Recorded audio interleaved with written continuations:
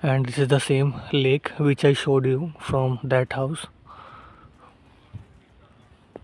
And there some steps has been made so that one can go and see them from the near.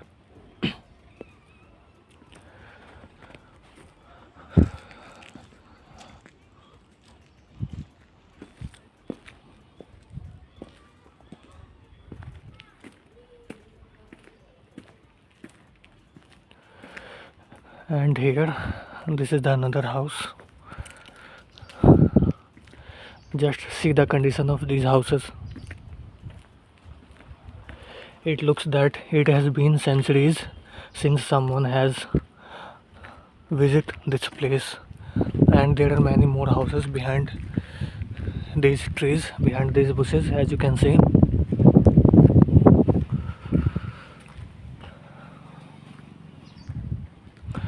And here is also a beautiful place where you can see the sunset.